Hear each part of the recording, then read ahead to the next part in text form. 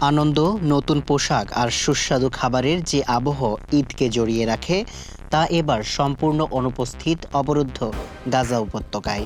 মাইলের পর মাইল ধ্বংসস্তূপ, প্রিয়জন হারানোর তীব্র বেদনা আর অনাহারের মুখোমুখি দাঁড়িয়ে গাজাবাসী পার করছেন এক অন্যরকম বিবর্ণ ঈদ।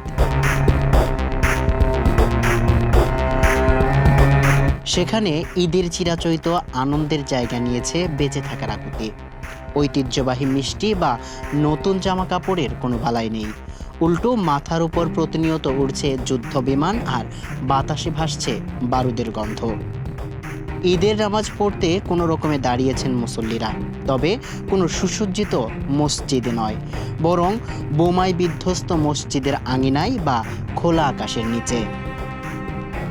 নামাজের পর কোলাকুলি করার সময় অনেকের চোখেই ছিল অশ্রু, কারণ পাশের মানুষটি হয়তো তার পুরো পরিবারকে হারিয়েছেন।